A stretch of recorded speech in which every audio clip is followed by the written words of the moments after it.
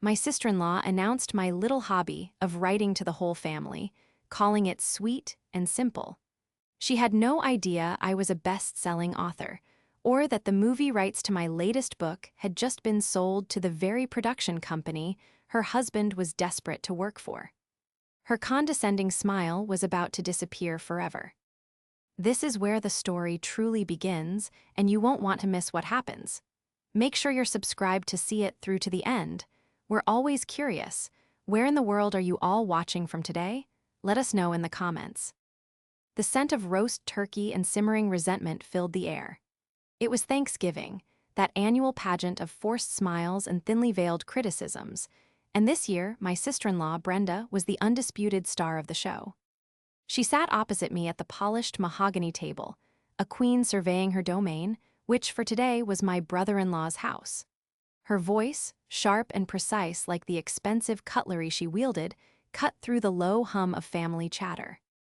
My husband, Michael, squeezed my hand under the table, a silent message of solidarity. He knew how these gatherings grated on me. For 15 years, ever since I had left my journalism career to raise our children, I had been relegated to the role of Sophia, the stay-at-home mom. It was a title I wore with a mixture of pride and a quiet, persistent ache for the person I used to be. In Brenda's eyes, however, it was a brand of failure. She, a senior marketing director, saw my life not as a choice, but as a consolation prize. The conversation had turned to careers, as it always did when Brenda was present. She was recounting a recent brand activation strategy she had flawlessly executed, her words a cascade of corporate jargon designed to impress and exclude. My two children, 12-year-old Maya and 10-year-old Ben, were thankfully engrossed in a whispered argument over who got the last bread roll, oblivious to the adult tensions.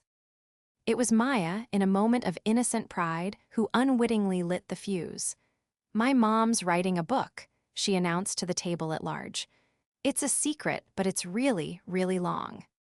A sudden silence fell. All eyes turned to me.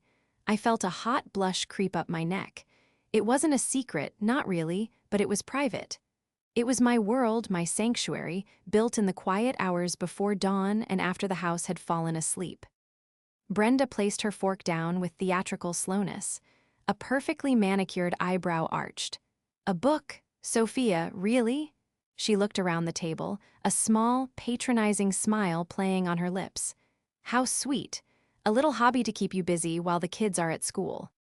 The words hung in the air, each one a tiny, polished dart. A little hobby. As if it were macrame or scrapbooking. Something to fill the empty, meaningless hours of a woman whose only purpose was to wait for the school bus. The rest of the family offered weak, encouraging smiles, unsure how to react. My brother-in-law, Kevin, Brenda's husband, gave a noncommittal shrug. He was a man perpetually caught in his wife's gravitational pull, his own dreams of becoming a screenwriter long overshadowed by her booming career. I felt Michael tense beside me, ready to spring to my defense, but I gave his hand a gentle, restraining squeeze. Arguing would only validate her opinion, giving her the drama she craved. Instead, I summoned the calmest smile I could muster. I picked up the bowl of mashed potatoes, its warmth a comforting weight in my hands. "Potatoes, Brenda?" I asked, my voice even and light. She blinked, momentarily thrown off by my lack of reaction. "Oh, yes, thank you." I passed her the bowl, our eyes meeting for a brief second across the table. In her gaze, I saw pity. In mine, she saw nothing but placid domesticity. She couldn't see the truth. She couldn't see the agent who called me E.V. Sterling, the pen name that graced the covers of 7 best-selling thriller novels. She couldn't see the royalty statements that dwarfed her director's salary. And she certainly couldn't see the email I had received just last Tuesday from my lawyer, confirming the final details of a life-changing deal. The movie rights to my latest book, The Crimson Cipher, had been sold to Starlight Pictures for a sum that still made my head spin. Starlight Pictures, the very studio where Kevin had been trying and failing to get a foot in the door for the last 5 years. I picked up my own fork and took a bite of turkey. It tasted like victory. The betrayal of her condescension was sharp, but the secret I held was sharper. The secret wasn't just a career, it was a shield, and I had a feeling that very soon it would become a sword. Later that evening, the familiar quiet of my own home was a balm. The Thanksgiving leftovers were packed away, the kids were asleep, and the cloying scent of Brenda's perfume had finally faded. I retreated to my office, the one room in the house. That was unequivocally mine. It wasn't large, just a converted spare bedroom, but it was my kingdom. One wall was lined with bookshelves, but not with the works of others. These shelves held foreign editions of my own novels. Le Chiffre Cramesi, Die Rote Chiffer, El Cifrado Carmesi. Seeing my stories translated into languages I couldn't read was a constant, dizzying reminder of how far my little hobby had traveled.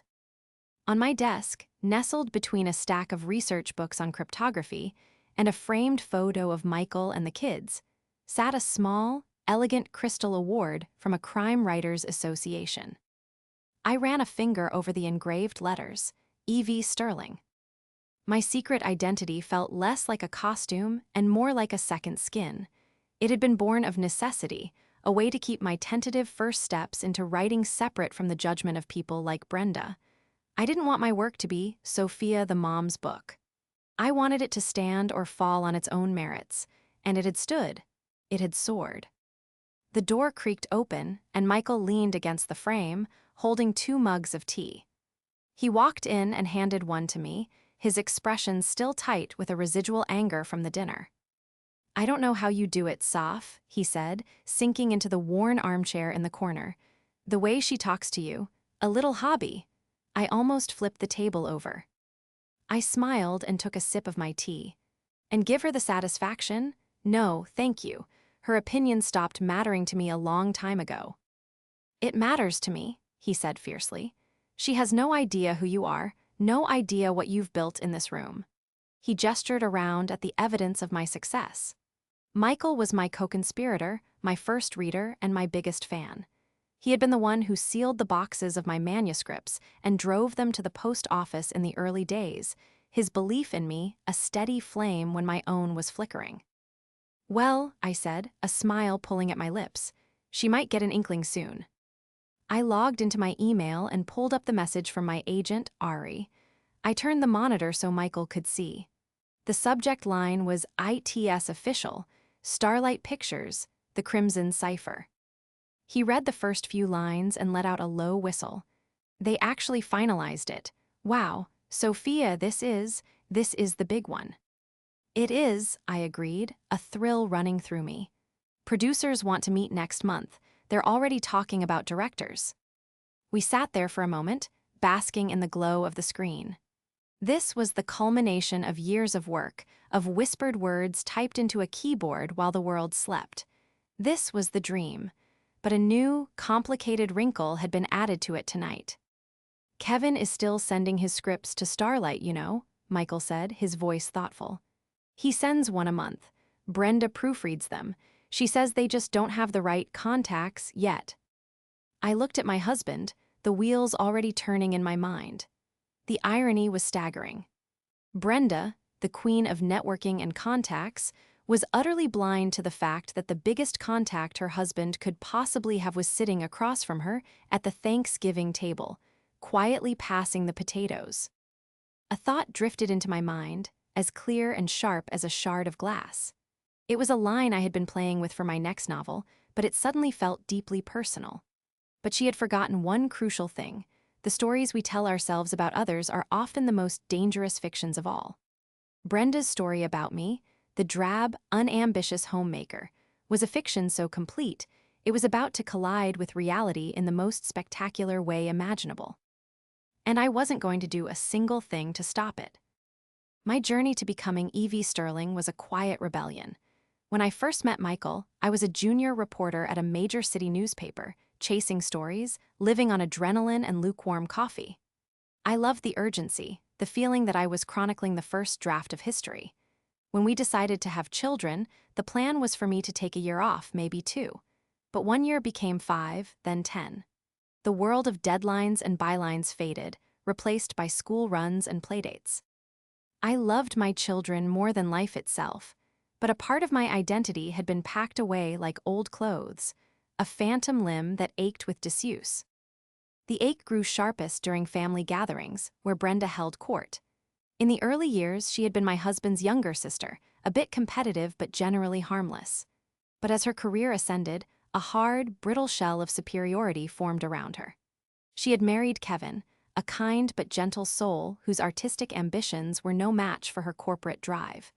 She spoke of her job in terms of deliverables and synergy, and of my life in terms of pity. I remember one Christmas, about 5 years ago, I'd mentioned that I was volunteering to run the school's library drive. Brenda had given me that signature, pitying smile. "Oh, that's wonderful, Sophia. It's so important to have, projects, to feel a sense of ownership over something." The condescension was suffocating. It was shortly after that Christmas that I started writing in earnest. It began as an escape, a way to build a world where I was in control, where the clever, overlooked woman always solved the puzzle in the end. I wrote in secret, my laptop screen angled away from the door, my heart pounding whenever I heard footsteps. It was a little hobby, in the beginning. A few thousand words here, a chapter there. Then I finished a manuscript. With trembling hands, I sent it out under a pen name, E.V. Sterling, using a post office box for a return address. The rejections flooded in, dozens of them. Michael would read them with me, always pointing out the one shred of encouragement in a sea of negativity. Finally, a small independent press took a chance. My first book, The Alibi of Glass, sold a modest 5,000 copies, but it found its audience. Crime fiction bloggers reviewed it favorably. The community of thriller fans was small but mighty. With my second book, I found an agent, the sharp and witty Ari. With my third, I hit the bestseller list for the first time. By the time I was writing my seventh, The Crimson Cipher, E.V. Sterling was a brand. A reliable purveyor of intricate plots and shocking twists, and no one in my family had a clue. Brenda's development as an antagonist ran on a parallel track. The more successful she became in her marketing world, the more she needed to see my life as small. It was a strange sort of validation for her. Her husband, Kevin, was the ghost at her feast.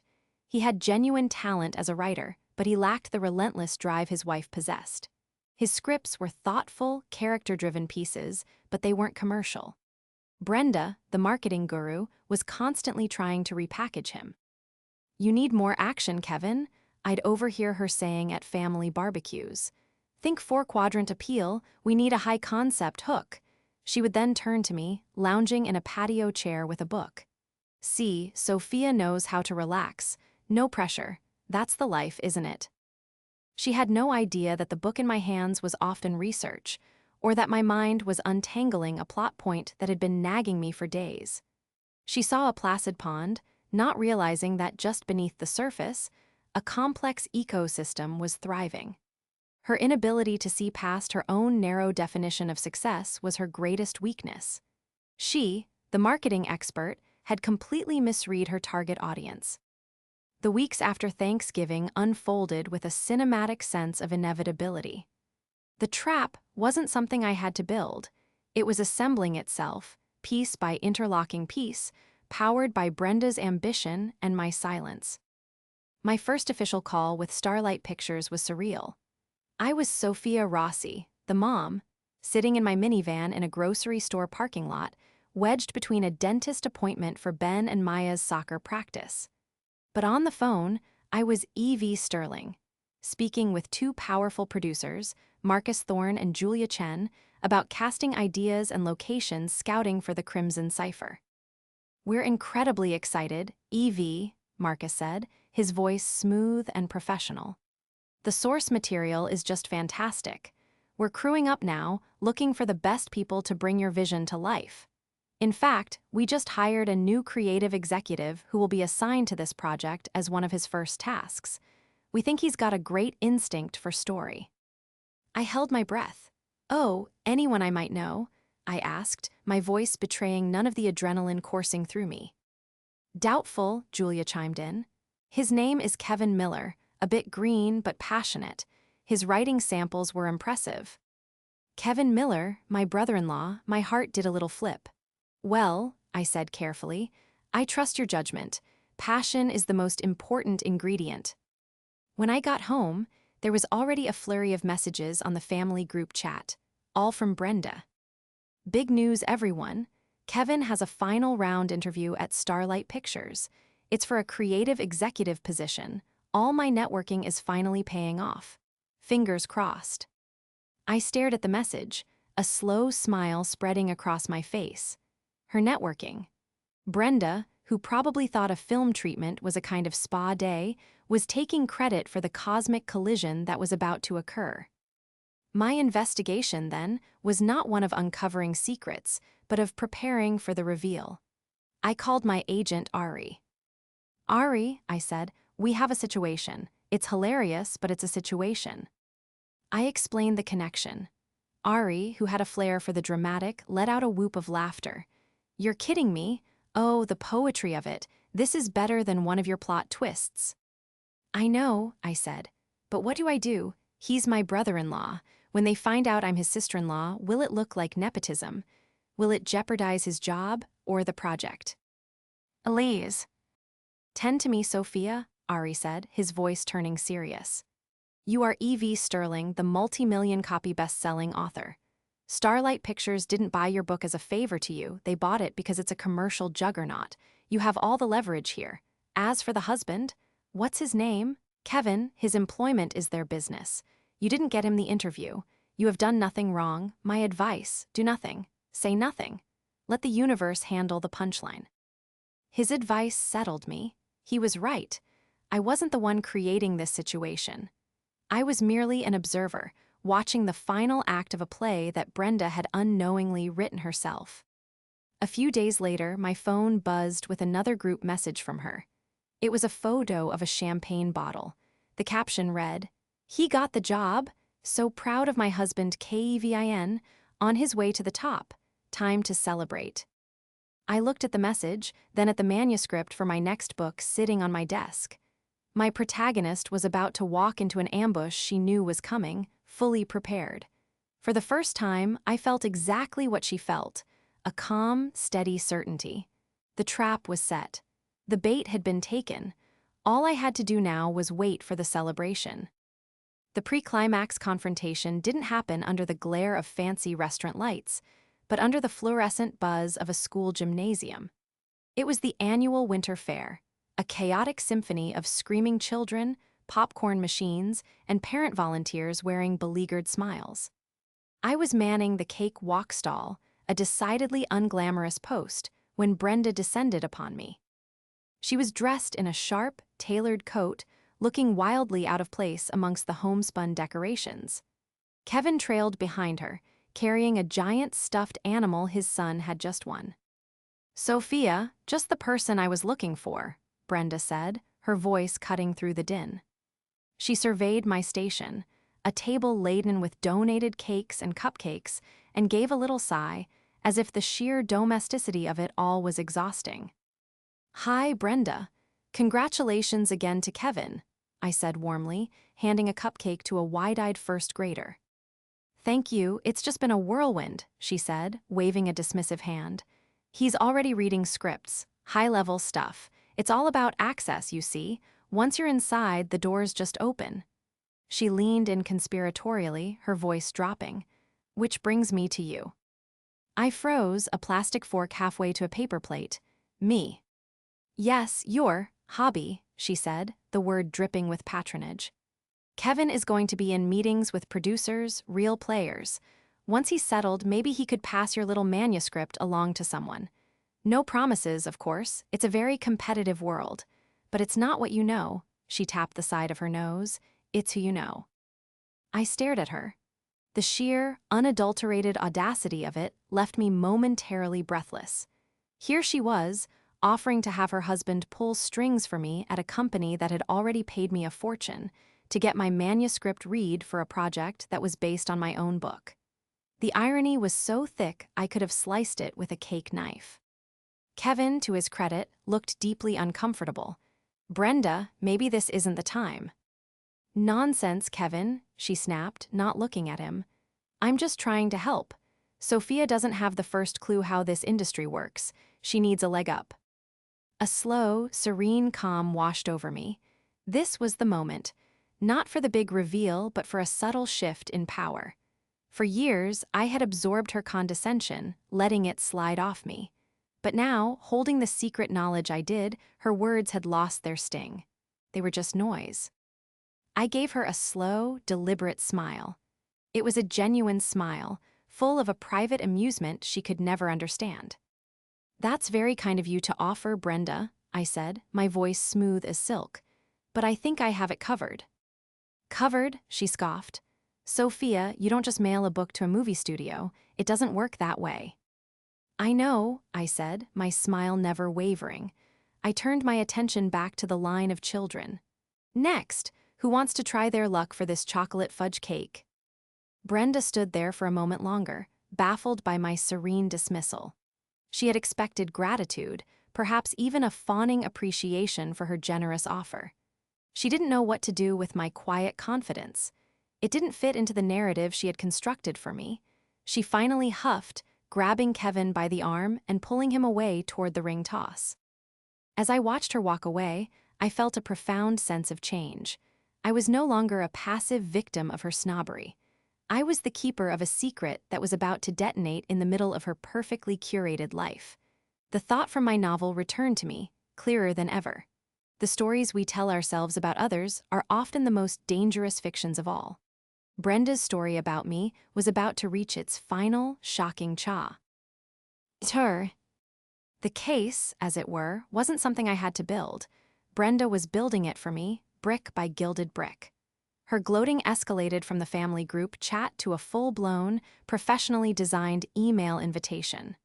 The subject line, in a swirling gold font, read, "Celebrating KEVIN's big break and bright future."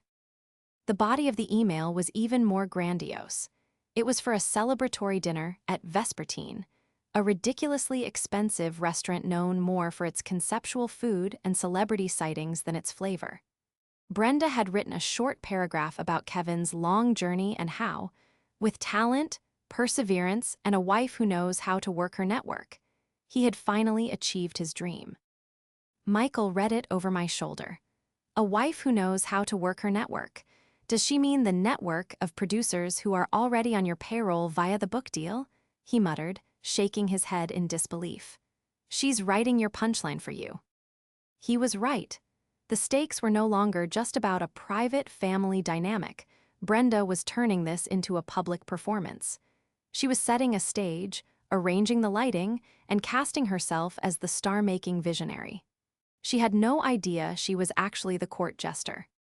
The final piece of the puzzle clicked into place 2 days before the dinner. I received an email from my agent, Ari, with the subject line, "Meeting Sked and a Small World." "Hi Sophia," it read. "The introductory meet and greet with Marcus Thorne and Julia Chen at Starlight is confirmed for next Tuesday at 10 a.m. They want to walk you through their initial vision for the adaptation. Also, in a funny coincidence, they mentioned the creative exec assigned to the Crimson Cipher will be joining the meeting so he can get up to speed. His name is Kevin Miller. Small world, huh? See you Tuesday. Ari." I leaned back in my chair, the email glowing on my screen. The trap was now perfect, its jaws poised to snap shut. Kevin, my brother-in-law, had been officially assigned to my project. He would be in a meeting with E.V. Sterling, his new boss in all but name, just 2 days after the big celebration of his success. He was about to discover that the ladder he had just started climbing was planted firmly in my garden. My preparation for the dinner wasn't malicious. I didn't script a vicious takedown. Instead, I focused on a single objective: to reclaim my own story with quiet, unshakable truth. I thought about the 15 years of being patted on the head, of having my life's work dismissed as a hobby. This wasn't about revenge, it was about balance. It was about correcting the record. The night of the dinner, as I was getting ready, Michael came and stood in the doorway of our bedroom. I was putting on a simple, elegant black dress, the kind of dress that doesn't scream for attention but holds its own in any room. "Are you ready for this?" he asked, his eyes searching mine. I am, I said, and the truth of it resonated deep in my bones. I wasn't nervous. I wasn't angry anymore. I felt a strange and powerful sense of peace, the calm that comes before a long-awaited storm. Just remember, he said, coming over and straightening my necklace. No matter what happens, you walk out of that restaurant tonight 10 feet tall. I smiled at him in the mirror. Oh, I know. The only question is how small everyone else will feel. Vespertine was exactly as pretentious as I had imagined. The lighting was dim, the waiters moved with the silent, solemn air of monks, and each dish was presented with a lengthy, whispered explanation. Our family was seated at a long table in a semi-private alcove, a collection of normal people trying to look comfortable in an aggressively avant-garde setting. Brenda was in her element. She presided over the table like a triumphant general, her voice a little too loud for the hushed environment. She had Kevin seated to her right, looking proud but also slightly overwhelmed, like a man who had won a contest he didn't remember entering. After a course that involved ocean foam and a single, lonely scallop, Brenda stood, tapping her water glass with a fork. "A toast," she announced, beaming at the family. A polite silence fell. She raised her glass. "To my husband, Kevin. For years I have watched him work so hard, pouring his heart and soul onto the page. I always knew he had the talent, but in this town, talent isn't enough. It takes grit. It takes connections." She paused for effect, letting that last word hang in the air. "It just goes to show you that with perseverance and a wife who knows how to strategically leverage her network, anything is possible. He is on his way to the top." A round of applause, some enthusiastic, some obligatory, echoed in our alcove. Kevin's cheeks were flushed with a mixture of pride and embarrassment. My father-in-law, a sweet, retired accountant, leaned forward. "So, what's the first big project they have you on, son?" "Biff." Or Kevin could form a reply, Brenda jumped in, her voice booming with importance. "Oh, it's a huge deal. Starlight just acquired the rights to that massive bestseller, The Crimson Cipher, a real blockbuster. Kevin is going to be instrumental in bringing a real writer's work to the screen." Her emphasis on real writer was a final, deliberate jab aimed directly at me. I saw it land. I saw the quick, pitying glances my way from other family members. This was it, the moment she had so perfectly crafted. I didn't move. I didn't stand up. I simply waited for the murmurs to die down, then I picked up my water glass, the crystal cool against my skin. I took a slow, deliberate sip. Then I set the glass down, the soft click seeming to echo in the sudden quiet. "That's wonderful news," I said, my voice perfectly calm and clear, carrying easily through the alcove. Brenda smiled, a victor accepting tribute. "Isn't it? It's going to be a phenomenal film." "I'm sure it will be," I agreed, looking around the table, meeting the eyes of each family member before my gaze finally settled on Brenda. "I'm so glad to hear the studio is putting such a passionate team on my book." Silence, a deep, profound, and utterly complete silence. You could have heard a pin drop on the plush carpet. Brenda's smile faltered. She let out a short, nervous laugh. "What are you talking about, Sophia? Your book?" I didn't smile back. I held her gaze, my expression serene. "I'm talking about my book," I repeated, enunciating each word. "The Crimson Cipher. The one I wrote." I paused for a beat, letting the information sink in. Then, for the final blow, I added, "I'm E.V. Sterling." The reaction was like a slow-motion explosion. My mother-in-law's hand flew to her mouth. My father-in-law's glasses nearly slid off his nose. Michael, my dear Michael, was beaming, the proudest man in the world. But I only had eyes for two people. Kevin was staring at me, his face a mask of utter shock. His mouth was slightly agape as the pieces of the puzzle furiously clicked into place in his mind. My quiet confidence at the school fair, the name on his new project assignment, the impossible coincidence that was suddenly no coincidence at all. And then there was Brenda. Her face, which moments before had been flushed with triumph, had drained of all color. It was the stark, ashen white of paper. The smugness, the condescension, the years of carefully constructed superiority. It all crumbled away in an instant, leaving behind a raw, gaping look of horror and humiliation.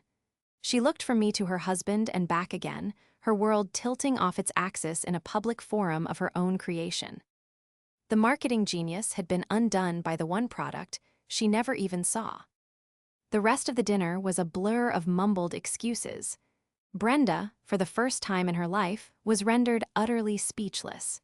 She and Kevin left before the dessert course, which involved something called a deconstructed s'more. Their departure a hasty, chaotic retreat from the wreckage of their own celebration. The moment they were gone, the table erupted. Questions flew at me from all directions. "Sophia, is it really you? How long have you? Why didn't you tell us?" I answered them calmly, Michael by my side, his hand a warm, steady presence on my back. The feeling wasn't one of boastful triumph, but of a quiet, profound relief. It was the feeling of finally being seen for who I truly was. The next morning, I got the call I was expecting. It was Kevin. His voice was strained, heavy with a mixture of awe and sheer terror. "Sophia, I don't know what to say," he stammered. "I am so sorry for everything, for how Brenda treated you, for how I just stood by and let it happen. I had no idea." "I know you didn't, Kevin," I said, my voice gentle. "Am I going to be fired?" he asked, the fear palpable. "When they find out, is this going to ruin everything?" "That depends on you," I told him. "I didn't get you this job, and I won't be the reason you lose it. Your relationship with Starlight Pictures is professional. Our relationship is personal. Let's keep them separate. Be good at your job, be passionate about the project, and we won't have a problem." It was an act of grace I didn't know I possessed until that moment. He was quiet for a long time, then he simply said, "Thank you, Sophia, thank you." Brenda's apology came a week later, not in person, but in a stiff, formal text message. It was clear every word had been agonizing for her to type. I accepted it without comment. The humiliation she felt was a far greater consequence than any angry words I could have offered.